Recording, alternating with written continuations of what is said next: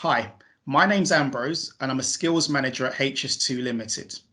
Now, HS2 is the biggest infrastructure project in Europe and the largest rail project this country's undertaken in over 100 years. And as part of the project, we've got some huge workforce requirements. We forecast that at the peak construction period of the project, we're going to need over 34,000 people. And as part of that, we want to create 2,000 new apprenticeships. Now, my role involves working with our supply chain and stakeholders such as local authorities and colleges to find people for the opportunities that we have across the project, with a particular focus on people from local communities and diverse groups. So what does my career journey look like? So I grew up in Hackney, and this was Hackney before the 2012 Olympics, so not the most desirable place. And certainly I didn't come from a privileged background. I can't say that I took my education as seriously as I should have, but still worked hard enough to get good GCSEs, good A-levels, and that took me to university. And I was told by people that I trusted at the time, such as my parents and teachers, that going to university was the be-all and end-all. Go to university, get a good degree, and the rest will take care of itself.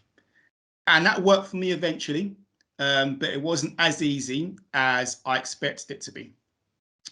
So I went to Kingston University, graduated for a 2-1 degree in business economics. And a year after I graduated, I was working at Ladbrokes in a betting office, taking bets. Definitely not what I expected to be doing a year after graduating.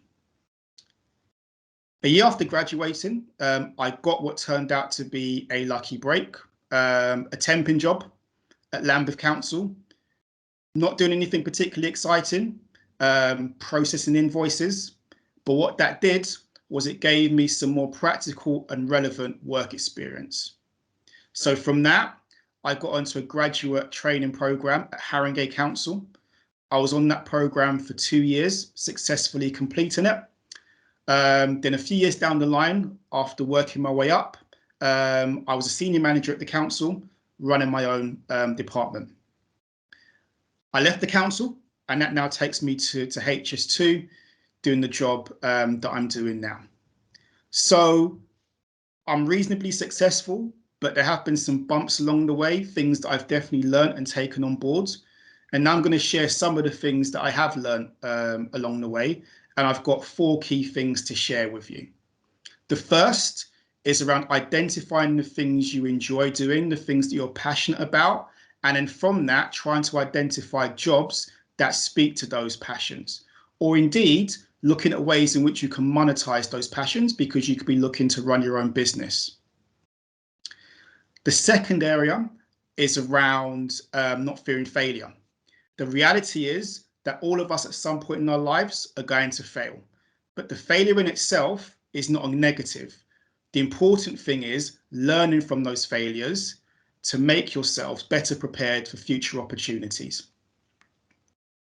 The third thing is around work experience, making sure as far as possible that you're getting practical and relevant work experience linked to things you enjoy doing, linked to your passions. It may well turn out that from doing work experience, you identify things you don't like doing that you thought you might have liked doing, and that's absolutely fine. It's all part of the process. And then the fourth thing is around networking. I found that as my career's progressed, it's not only about what I know, but also about who I know. And certain people that I know have helped to open doors for me that I didn't think were possible. So having a good, strong network, I think, is really, really important. So that's my career journey, the things that I've learned along the way, and thank you for watching.